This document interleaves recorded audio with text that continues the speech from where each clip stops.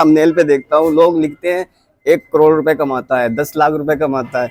इस बकरी फार्म से मैंने गाड़ी ले ली, 10 लाख की ले ली या 20 लाख की ले ली, ऐसा कुछ है? थोड़ा हमारे सब्सक्राइबर को बताएं। आपका भी 7 साल का एक्सपीरियंस हो गया है। देखिए में आपके मॉर्निंग से स्टार्टिंग क्या होती है, क्या देते हैं सुबह से? देखिए हम जो है असल में चारा बदल बदल करके देते हैं सुबह के वक्त में। अभी आपका 6-7 साल का एक्सपीरियंस रहा है जी उसमें सबसे अच्छी आपको ब्रीड कौन सी लगी?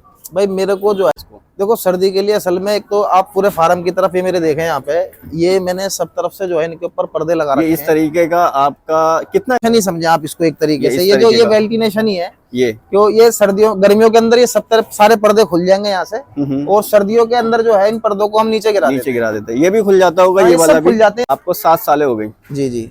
स्टार्टिंग मतलब 17 में करी थी, तो स्टार्टिंग में दिल्ली जैसे शहर में आपको किस किस चीजों की परेशानी, क्या दिक्कत आई, बीमारी की या कोई ऐसी बीमारी?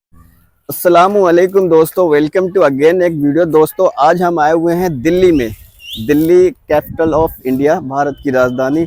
और आज हम एक ऐसी जगह आए हुए हैं जो पतीरा, सोजत और गंगापारी बहुत सी नस्लें पर काम करते हैं। शाहिद गोट फार्म फ्रॉम नूर-ए-इलाही, और ये दिल्ली का सबसे बड़ा गोट फार्म है। यहाँ शाहिद भाई निरंतर कई सालों से ब्रीडिंग सेटअप चला रहे हैं। बाकी जानेंगे पूरी डिटेल शाहिद भाई से, शाहिद भाई ने स्टार्टिंग कब करी, कितने जानवर से स्टार्टिंग करी, क्या क्या परेशानी आई, फीड मैनेजमेंट कैसा है, प्रॉफिट कैसा है, सब कुछ जानेंगे इस वीडियो में। तो वीडियो में लास्ट तक बने रहिए और मिलते हैं हम अपने भाई शाहिद भाई से। अस्सलाम वालेकुम शाहिद भाई। जी वालेकुम अस्सलाम। खैरियत है शाहिद भाई? अल्हम्दुलिल्लाह, अल्लाह का शुक्र है भाई। तो शाहिद भाई सबसे पहले एड्रेस बताएं, हम कहाँ पे हैं दिल्ली में इस टाइम? हम दिल्ली में हैं नूर-ए-इलाही, और ये इलाका जो है मौजपुर, जाफराबाद, यमुना विहार, ये सबके करीब में ही पड़ता है। तकरीबन 500 मीटर की दूरी पे है, किसी भी तरफ से आ सकते हैं आप। ठीक है शाहिद भाई, अगर मैं ये कहूँ दिल्ली का सबसे बड़ा goat farm Shahid goat farm है, क्या ये सही है? मैंने तो फर्स्ट टाइम आया हूँ दिल्ली में और मैंने देखा है इतने जानवरों की क्वांटिटी। अभी नीचे देखेंगे, उन जानवरों को भी देखेंगे। अपने पास कितने जानवर है इस टाइम? तकरीबन है 40-50 के करीब। 40-50 जानवर दिल्ली में मेरे ख्याल से सबसे ज्यादा जानवर आपके ही पास है। हाँ, जो मतलब एक रूफ दिल्ली में असल में मैं आपको एक बात बताता हूँ अब्दुल भाई, दिल्ली के अंदर जो है ना लोगों के पास जगह की बड़ी कमी है। जगह की कमी है, तो इसीलिए मैं कह रहा हूँ ना कि दिल्ली का अगर और दिल्ली के अंदर जितने भी फार्म बन रहे हैं ना अब्दुल भाई, वो 90% कहो या फिर 95% कहो, वो सब छतों के ऊपर रूफटॉप फार्म है सब। ठीक है, जितने भी हैं। तो हम कह सकते हैं दिल्ली का सबसे बड़ा फार्म तकरीबन सबसे बड़ा फार्म है। ठीक है, तो शाहिद भाई आप कौन सी नस्ल पे काम करते हैं? मैं तो हाइब्रिड के ऊपर काम करता हूँ, जैसे हाईपैड बोलते हैं ना, गुलाबी, पतीरा और हैदराबादियों के ऊपर। हैदराबादी जी ठीक है। और पतीरा कहाँ की नस्ल है? ये पतीरा अहमदाबाद गुजरात की नस्ल है जी। ठीक, क्या क्वालिटी है पतीरा की, थोड़ा बताएं हमारे सब्सक्राइबर को। असल पतीरे जो होते हैं ना, क्योंकि लोग ये कहते हैं पतीरा सोजत सेम होता है, थोड़ा इसके बारे में नहीं होते जी, ऐसा कुछ नहीं है पतीरा और सोजत। हालांकि वो चेहरे मोरे से जो काम के करने वाले हैं उन्हें पता लग जाती है कौन सी सोजत है और कौन सी पतीरा। बहरहाल मैं अभी ये गलत फहमी भी दूर कर दूंगा नीचे जा करके। ठीक है, असल में पतीरा जो है वो पूरे हिंदुस्तान की, इंडिया की जो है सबसे गुलाबी नस्ल है पतीरा। और जो भी गुलाबी नस्ल तैयार करने के लिए कोई सा भी नर लगा होगा ना, या तो मेल हो या फीमेल हो, उसके अंदर आपको पतीरा मिक्स लेना ही पड़ेगा। ठीक है, मतलब अपने पास अभी पतीरा सोजत है। हाँ, सोजत हैदराबादी में है, सोजत प्योर में कुछ नहीं है। तो शाहिद भाई अगर हम आपसे पूछे कि आपको कितना टाइम हो गया इस गोट फार्म को चलाते हो, स्टार्टिंग आपने कहाँ से करी? थोड़ा मैं 2017 से काम कर रहा हूँ जी। 2017 में आपने किस ब्रीड पे काम करा था? असल में मेरे मामा है, उन्होंने मुझे 2 बकरियां दी थी, एक बकरी और एक बकरा। एक बकरी और बकरा, कौन सी नस्ल थी वो? वो देसी नस्ल थी, और वो मैं 10,000 रुपए की लेकर के आया था। अच्छा। असल में शौक जो है मतलब पुराना है, तो मैं 1-1 महीने पहले बकरी ले आता था, कुर्बानी के टाइम पे भी 2-2 महीने पहले। तो मैं वहां से ले आया था, तो मुझे वहां से जो है इसका फिर शौक लग गया। ठीक है, 2017 में आप फर्स्ट टाइम 2 बकरी, मतलब 2 बकरा और एक बकरी लेके आए। वो आपके मामा ने दिलाई थी? अपने घर से ही दी थी वो। ठीक है। और वो बकरा मैंने जो है कुछ 1-1.5 महीने बाद में वो 17,000 रुपए का मैंने बकरा बेच दिया। फिर उसके बाद आपने स्टार्टअप कैसे करा? फिर मैंने 1-1, 2-2 बकरी में लेता रहा, जैसे मुझे पसंद आती रही। कौन सी नस्ल ली उस टाइम जो? उसके बाद में फिर मैंने और देसी बकरी ली, वो तकरीबन 2-2.5 किलो दूध की बकरी थी। ठीक है, वो भी देसी थी? हाँ, वो भी देसी थी, लेकिन वो फ्रेम की बहुत बड़ी थी बकरी। अच्छा। फिर उसके बाद में मैं एक बीटल लेकर के आया। बीटल? हाँ, मतलब बीटल पे भी आपने काम करा? हाँ, वो मैंने 17,000 रुपए की बकरी ली थी। ठीक है। और जब वो बकरी में लेकर के आया था तो वो 6 दांत पे बकरी थी। 6 दांत पे। हाँ। ठीक है। अच्छा, फिर ये मतलब हैदराबादी पतीरे का शौक आपको कौन से टाइम से आपको लगा? वो एक हमारे दोस्त है नफीस हाफिज जी, आप सब जानते भी होंगे उन्हें। नफीस हाफिज जी। नफीस हाफिज दिल्ली जी के ही हैं? दिल्ली का, ये दोस्त है मेरा, बहुत छोटा अच्छा। भाई है मेरा। अच्छा। तो वो जरा मेरे साथ में हमेशा वही रहता, मेरे साथ में ज्यादातर, मतलब बकरों वकरों के उसमें घूमना फिरना ज्यादातर वही करता था। तो हम जो है अपनी गाड़ी लेकर के उस टाइम पे हम गए थे नईम भाई के यहाँ पे, केजीएन गोट फार्म। अच्छा, केजीएन गोट फार्म। हाँ, नईम भाई बड़े भाई हैं हमारे, निम्बोल। अच्छा। रायपुर में भी फार्म था उनका, अब दूसरा फार्म जो और तैयार कर। तो शाहिद भाई, जब हम नईम भाई के गए थे, नईम भाई आपने बताया? हाँ, भाई? नईम भाई, नईम तो भाई। वहां से आप कितनी बकरी लेके आए थे? वहां से बकरी तो खैर मैं एक ही लाया था, हाँ। और बकरे लाया था मैं वहां से 5। वहां से आपने आपकी मतलब फार्म की स्टार्टिंग हो चुकी थी। हाँ। ठीक है। बाकी अब हम नीचे चलेंगे और नीचे दिखाएंगे आपको शायद गोट फार्म की बकरी और बकरे। इंशाल्लाह अब नीचे चलते हैं, बाकी डिटेल हम नीचे देंगे। तो इस तरीके का नीचे का डिपार्टमेंट है, इसमें गंगा पारी भी है दोस्तों, और हैदराबादी, मेवाती, सब कुछ है। तो स्टार्टिंग आप बता रहे थे आपने बीटल बकरी ली थी, तो वो बीटल बकरी आपने कितने की ली थी शाहिद भाई? वो भाई मैंने 17,000 रुपए की ली थी बकरी। 17,000 रुपए की? हाँ। ठीक है। और उस टाइम पे मेरे लोगों ने बड़ा मजाक बनाया कि भैया 17,000 रुपए की बकरी लेकर के आया ये, क्योंकि असल में उस टाइम पे गोट फार्मिंग को इतना करता नहीं था कि भाई क्या है क्या नहीं, 2017-18 की बात है ये।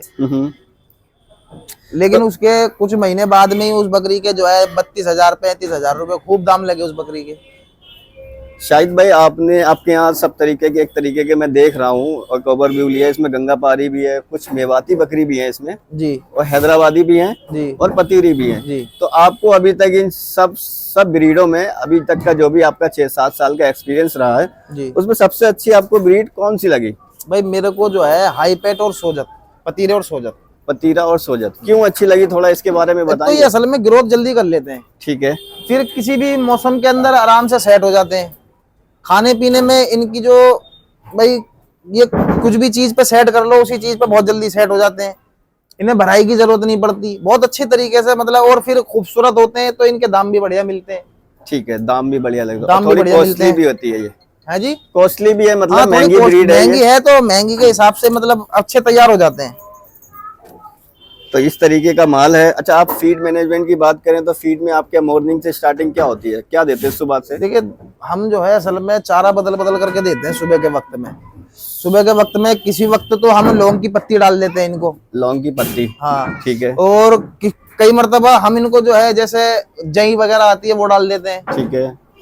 कई मरतबा जो है हम इनको जो है चने का भूसा डाल देते हैं। अब जैसे एक ये हमने कई मरतबा गूलड़ के पत्ते डाल देते हैं ये सुबह का रूटीन आप बता रहे हैं? ये एक दिन कभी मतलब एक दिन कुछ ऐसा करके डाल दिल्ली जैसे शहर में हरे चारे की व्यवस्था हो जाती है? हाँ, हो जाती है, बिल्कुल कोई मसला नहीं है, कोई दिक्कत नहीं है। दिल्ली जैसे शहर में हरा सब मिलता है जी, पैसों से सब मिलता है, सब मिलता है, सब मिलता है। इसीलिए कॉस्टिंग ज्यादा आ जाती है। हाँ, कॉस्टिंग तो खैर है ही दिल्ली के अंदर। यहाँ पे असल में पानी भी पैसों का है, बिजली भी पैसों की, सारी चीज पैसों की यहाँ पे। जब कॉस्टली आएगी तो दोस्तों बहरहाल बात है कि थोड़ा कॉस्टली जानवर भी होगा। हाँ। तो अब हम लंच की बात करते हैं, फिर आप इसको दोपहर में क्या खिलाते नहीं, हैं? दोपहर का कोई सिस्टम कुछ नहीं, खाली शाम में आप क्या देते हैं? शाम को इनको भूसे की सानी डलेगी, भूसे की सानी। हाँ, उसके अंदर जो है मतलब गेहूं का भूसा होगा, और चोकर और छिलका, और उसके अंदर बिनोले की खल।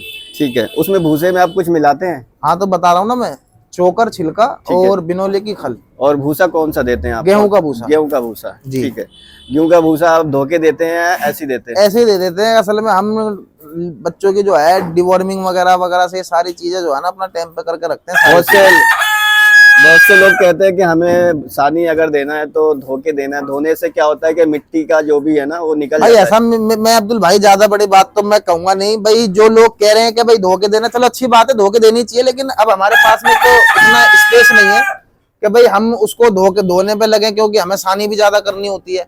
लेकिन भाई हम अपने उससे सेटिस्फाई हैं बिल्कुल कि भाई आप जानवर देख सकते हैं हमारे सारे, हम उससे सेटिस्फाई हैं कि भाई हम जिस तरीके से अपने उसको चला रहे हैं हम ठीक है। ठीक है। आप गंगा पारी ब्रीड लेके आए। गंगा पारी एक तो विलुप्त होती चली जा रही है, बहुत कम मिलती है। ये आपको गंगा पारी कहाँ की नस्ल है, थोड़ा इसके बारे में ये शामली कांदले की तरफ, कांदला पड़ता है शामली की तरफ, यूपी सहारनपुर इधर कांदला पड़ता है, ये वहाँ की ब्रीड है। ये वहाँ की असल में ये वहां से चालू हुई, एक गाँव का नाम था बामडोली। बामडोली? बामडोली, बामडोली ये उस गाँव की देसी नस्ल थी। ठीक है।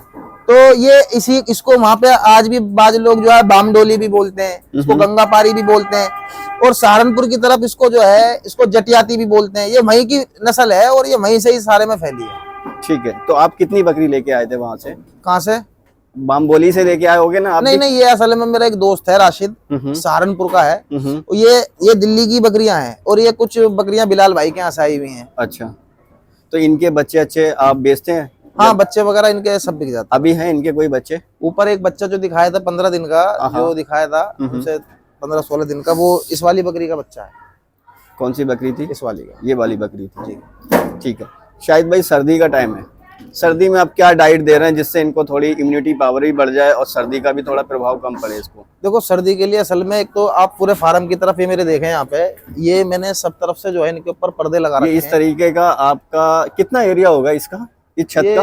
एरिया होगा तकरीबन जो है 20 फुट बाई 32 फुट के करीब है ये। ठीक है, ये एरिया है जी। ठीक है, इसमें आपने वेंटिलेशन का ये लगा रखा है, गर्मियों के लिए आपने ये असल में ये वेल्टिनेशन ही समझे आप इसको एक तरीके से, ये वेल्टिनेशन ही है। ये क्यों, ये गर्मियों के अंदर ये सब तरफ सारे पर्दे खुल जाएंगे यहाँ से, और सर्दियों के अंदर जो है इन पर्दों को हम नीचे गिरा देते हैं। ये भी खुल जाता होगा? ये वाला खुल जाते हैं, सारे खुल जाते हैं वहां तक, ये सब खुल जाते हैं। ठीक है, और गर्मियों के लिए पंखे भी आपने लगा? हाँ, पंखे लगा रखे हैं। और उसके बाद में यहाँ पे जो एक गेट हमारा जो मेन गेट है आने का, यहाँ पर जो है ये जाली वाला गेट है, इसमें हम कूलर लगा देते हैं। यहाँ पर इसमें कूलर लगा देते हैं। हाँ, और ये पंखे चल जाते हैं। और एक चीज और मैं आपको बताना चाहूंगा, ये आप ऊपर देख सकते हैं, ये इसमें हमने टीन के नीचे हिटलोन की शीट लगा रखी है। किस चीज की? हिटलोन की शीट आती है, हिटलोन। ठीक है, ये हिटलोन की शीट लगी हुई है इसके नीचे। इससे क्या होता है हिटलोन की शीट इससे मैं फायदे बताता हूँ आपको। ये एक मरतबा आप और बिल्कुल तसल्ली से दिखा दें, या फिर इसकी जगह थर्माकोल भी यूज कर सकते हैं आप। थर्माकोल? हाँ, ठीक है। तो इसका मैं फायदा आपको बताता हूँ। एक तो ये गर्मियों के अंदर ना तो इसके अंदर धूप नीचे आएगी, ठीक है, ना इसमें तपिश नीचे आएगी, ठीक है। और सर्दियों के अंदर इसके अंदर ना तो ओस नीचे आएगी, ठीक है। और अंदर ये हमारा एक फायर केज है, ये देख सकते हैं आप, ये हमारा फायर केज है, ठीक है। इसके अंदर हम आग जला करके रात को यहाँ जब खाना वगैरह फीड वगैरह इनको देते हैं, तो सानी के बाद में इनको हम उसमें दाना वगैरह भी डालते हैं थोड़ा सा इसमें। हाँ, मतलब इनको बकरियों को उसमें दाना डालते हैं ऊपर से, 250 ग्राम 250-300 ग्राम के करीब एक बकरी के लिए। और फिर इसमें इतने हम आग जला करके रख देते हैं, और इससे जो है पूरे इसमें तपिश हो जाती है, बहुत बढ़िया। ठीक है, ये खाने का डिपार्टमेंट हो गया, यहाँ आप डाल देते हो खाना और ये इस तरीके का खाना खा लेती है। जी जी जी जी, ठीक है। और ये नमक कौन सा रहेगा? ये नमक लाहौरी रहेगा जी, लाहौरी नमक है। ये इनको दिन भर मतलब इससे क्या बेनिफिट है, इसके बारे में भी थोड़ा बताएं। ये असल में ये हर फार्म के अंदर ज्यादातर होता है और होना भी चाहिए। कई मरतबा काला नमक का भी इस्तेमाल होता है इसमें। एक तो आयोडीन की एक जो है कमी नहीं होती जानवर के अंदर इसमें, आयोडीन की। हाँ, और दूसरा हाजमे के लिए बहुत जबरदस्त चीज है ये। अच्छा, गर्मियों के अंदर जितना जानवर नमक चाटेगा उतना पानी पिएगा। तो शाहिद भाई, आपको तकरीबन 17 में आपने काम चालू करा था? छत पे 17 में आपने काम चालू करा था। जी जी। और अब 25 हो गई, मतलब तकरीबन मोटा मोटा माने 7 साल हो गई। हाँ, 7 साल में आपको क्या क्या दिक्कत आई? दिल्ली जैसे शहर में आपने इतने बड़े लेवल पे अपना ब्रीडिंग सेटअप चला रहे हैं, तो क्या क्या दिक्कत आई, थोड़ा बताएं। पहले सबसे पहले मैं बता दूं, इसमें मेरे पास में अभी पिछले 2022 से 23 में 22 में 23 में 20 में यहाँ पे बकरे तैयार करता था मैं सेल्फ फीड के अंदर। तकरीबन जो है मतलब 120-25 बकरे अपने पास में बकरे सब होते थे तकरीबन टोटल। ठीक है, पहले होते थे। हाँ, मैंने पूछा सवाल आपसे शाहिद भाई कि आपको 7 साल हो गई। जी जी। स्टार्टिंग मतलब 17 में करी थी, तो स्टार्टिंग में दिल्ली जैसे शहर में आपको किस किस चीज़ों की परेशानी, क्या दिक्कत आई, बीमारी की, या कोई ऐसी बीमारी आई हो जो आपको वो भूल नहीं पा रहा हो उस चीज को, वो थोड़ा बताएं। आपको इस चीज की एक बात बताता हूँ आपको, एक बहुत ज्यादा जो है एक दुखद भरा किस्सा मेरे साथ में ये। भाई, जानवर तो मैंने एक 2 कर करके इकट्ठे करे, फिर इनके कुछ बच्चे थे वो मैं इनको पालता गया, बड़े करता गया। अब उस एक वक्त में मेरे पास में बहुत अच्छे खासे जानवर थे। तो जानवर होने के बाद में उसमें मामला क्या हुआ मेरे साथ में, एक हमारा दोस्त है, उसका एक बकरा आया था जोधपुर से, ठीक है, और वो बकरा आया था गाजीपुर की मंडी की बकरों की गाड़ी में, ठीक है, साथ में आया था उन बच्चों। बहरहाल हम जो ट्रांसपोर्ट अगर बाहर से कोई माल खरीदते हैं तो हम सिंगल बच्चा मंगाते हैं, और वो बच्चा आया था गाजीपुर की गाड़ी में जिसमें कट्टू माल आता है। तो वो बच्चा आने के बाद में उसने हमारे फार्म के अंदर पीपीआर फैला दिया। ठीक है, पीपीआर फैला दिया एक जानवर की वजह से, और उसके अंदर आप मैं बताऊं, मेरे पास में बकरा ईद का टाइम था और तकरीबन 36 जानवर मेरे उसमें बीमार हुए, पीपीआर से पीपीआर में हुए, ग्रसित हुए 36 जानवर। ठीक है। जो उसमें मेरे 14 बच्चे जो थे वो एक्सपायर हो गए, और 14 बच्चे जो मतलब महीने के, 1.5 महीने के, 2 महीने के जो बच्चे थे वो एक्सपायर हो गए, और उनके अंदर सिम्टम भी नहीं आए। अच्छा। उनकी इम्यूनिटी नहीं थी इतनी जो वो संभाल पाते। और जो बकरियां प्रेग्नेंट थी, 51 जो बकरियां थी, उन सारी बकरियों ने अपने बच्चे फेंक दिए। मतलब एक बहुत मोटा नुकसान मैंने उस दौर में उठाया। ठीक है। उस टाइम इसका कारण ये था कि आपको नॉलेज नहीं थी? नॉलेज थी, लेकिन वो बकरा देखने में स्वस्थ था, वो असल में जानवर की ज्यादा थे उस टाइम पे। मेरे पे तकरीबन 150 के करीब जानवर थे उस टाइम पे, और ईद का सीजन चल रहा था, तो मैं उनमें उनके चक्कर में लगा हुआ था, पार्टियों के आने के जाने के चक्कर में। तो इससे साफ जाहिर होता है दोस्तों, अगर जैसे आप ब्रीडिंग सेटअप चला रहे हैं या आप गोट फार्म चला रहे हैं, अगर आप मंडी से या कहीं और से अगर एक भी जानवर आप लेते हैं तो उसको सबसे पहले क्वारंटाइन करें, उसको अलग रखें 10-15 दिन तक, उसके बाद आप उनको बाड़े में लेके जाएं, वरना ऐसा नुकसान आप भी उठा सकते हैं। सेफ्टी रखिए। बाकी अब वैक्सीनेशन की बात करते हैं। तो उसके बाद में फिर मैंने उनका ट्रीटमेंट करा बकरा। असल में मैं पंजाब था उस टाइम पे। पंजाब में? हाँ, मतलब मैं किसी सिलसिले में पंजाब गया हुआ था जब ये बीमारी फार्म के अंदर आई। ठीक है। उसके बाद कोई दिक्कत तो नहीं आई? नहीं, उसके बाद तो देखो, नजला, बुखार, खांसी ये तो ज्यादातर तो जानवरों में चलता ही रहता। लेकिन आप किसी भी जानवर की तरफ माशाल्लाह, आप किसी भी जानवर पे आप कैमरा मारें, किसी भी जानवर को, सब स्वस्थ बच्चे हैं। आपको किसी की नाक पे एक हल्का सा दाग भी नहीं दिखाई देगा कि भाई ये इनका नजला हो रहा है या इनको जुकाम हो रहा है, या कोई भी जानवर रुआ फाड़ रहा है। और मैं पूछना चाहूंगा, आपके पास स्पेस कम है जी, ठीक है, जानवर ज्यादा है जी, अमोनिया का कोई इफेक्ट तो नहीं पड़ता? नहीं, कोई इफेक्ट नहीं पड़ता। अमोनिया गैस का? भाई गैस का तो जब पड़ेगा ना, देखो गैस कैसे बनती है मैं आपको बताता हूँ। अब ये इनका मल है सारा। दोस्तों अभी जो हम बात कर रहे हैं अमोनिया गैस के बारे में बात कर रहे हैं। जो टॉयलेट करती हैं बकरी या बकरा, उनसे जो गैस बनती है ना, उससे बहुत दिक्कत होती है, बहुत बीमारी हो सकती है, उनके हाथों में इन्फेक्शन होता है। उस बारे में हम शाहिद भाई से अभी कुछ डिटेल लेते हैं। जी शाहिद भाई बताएं। अच्छा, आप अब्दुल भाई एक बात बताओ, जब आप ऊपर छत पे चढ़ रहे थे जी, आपको ऐसा लगा कि यहाँ बकरे पल रहे हैं? महक वगैरह कुछ आई, बदबू आई हो? नहीं, बिल्कुल भी नहीं। अब आप फार्म में खड़े हुए हैं, आपको किसी भी तरीके की कोई महक आई हो? नहीं। असल में ये वेंटिलेशन है। अगर इस चीज को हम बंद करके पैक रखेंगे ना, सब चीजों को, ये ठीक है, इन सब चीजों को हम पैक रखेंगे, इनमें गैस ना आएगी ना जाएगी, कुछ भी नहीं होगा इसके अंदर, तो इसके अंदर फिर गैस बन जाएगी। ठीक है। हाँ, तो आपने ये सब जानवरों की प्रॉपर अपने मतलब डीवॉर्मिंग और वैक्सीनेशन सब कंप्लीट? हाँ, ये सब मैं कंप्लीट करके रखता हूँ अल्हम्दुलिल्लाह, बिल्कुल। क्योंकि देखो वो ये कि दूध का जलावा जो है वो छाछ भी फूक के पीता। तो आपको 7 साल हो गई? जी जी। ठीक है। 7 साल का आपका सफर कैसा रहा?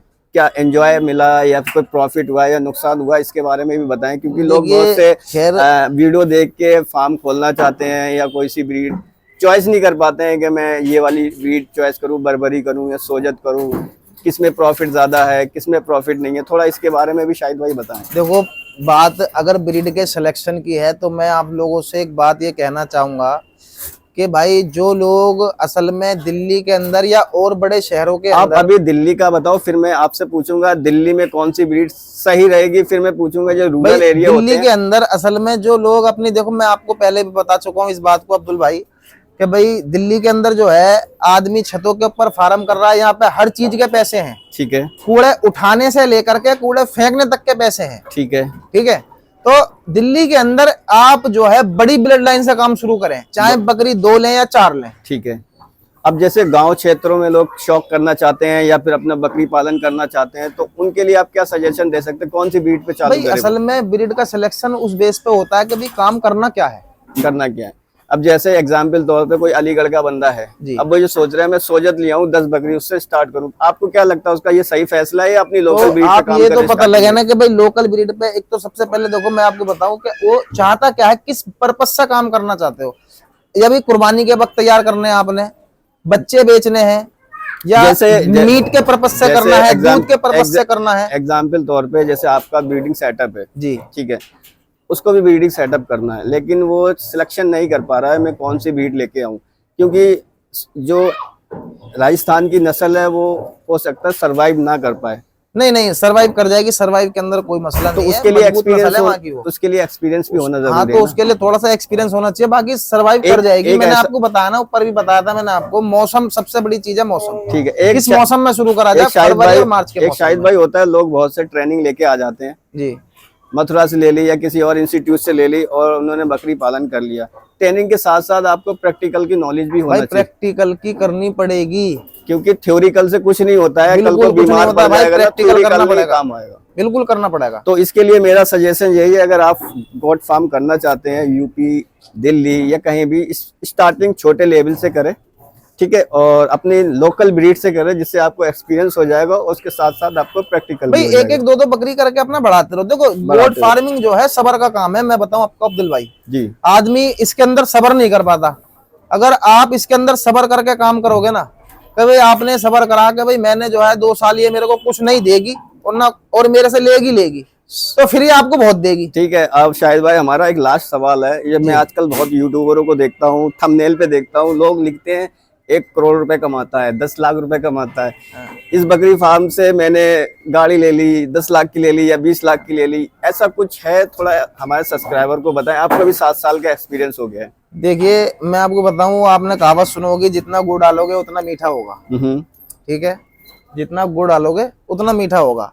ऐसा नहीं है कि गोट फार्मिंग के अंदर कमाई नहीं है, कमाई भी है। अगर करोड़ों कमाने हैं तो फिर लगाने करोड़ों पड़ेंगे। ठीक है, मतलब करोड़ों कमाना है तो करोड़ों लगाने पड़ेंगे भाई, पैसे वालों का काम है अब्दुल भाई ये।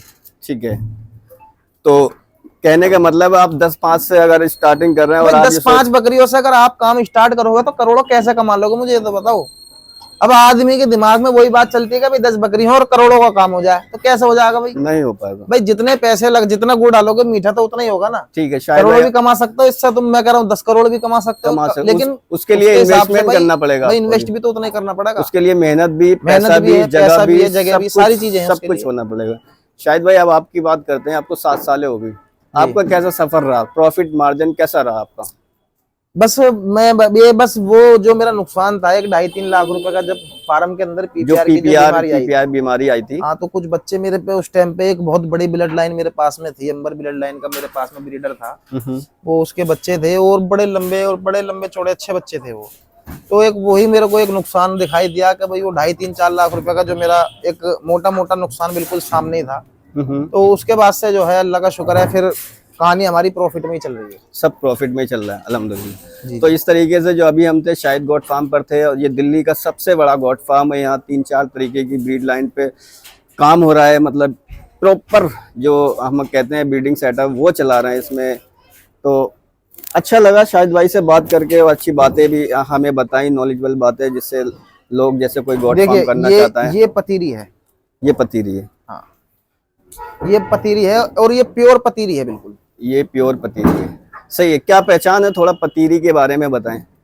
हम हो सकता है हमारी ये फर्स्ट वीडियो होगी पतीरी जो हम शूट कर रहे हैं। एक तो बेटा ये वाली लेके, ये जमजम को लेकर देखो, ये लेकर, ये देखो, ये ऐसा छोड़ो, ये देखो इनके चेहरों में फर्क देखो। ठीक है, बहुत डिफरेंस है। ये सोजत है, ये पतीरी है, और ये पतीरी भी ये बड़ी ब्लड लाइन की फीमेल है, ये बड़ी। ठीक है, मतलब ये भी आपकी घर की है, आप इसको लेके आए थे? ये मैंने खरीदी थी बकरी। ठीक है, ये आपने खरीदी थी जी। तो इस तरीके का दोस्तों माल है। बाकी वीडियो अच्छी लगे लाइक सब्सक्राइब करें, फिर मिलते हैं नेक्स्ट वीडियो में। दुआओं में याद रखना आपका भाई अब्दुल। वीडियो अच्छी लगे लाइक सब्सक्राइब जरूर करें। और अभी जो हम शूट कर रहे थे शाहिद गोट फार्म, ये दिल्ली का सबसे बड़ा गोट फार्म है। बाकी मिलते हैं नेक्स्ट वीडियो में।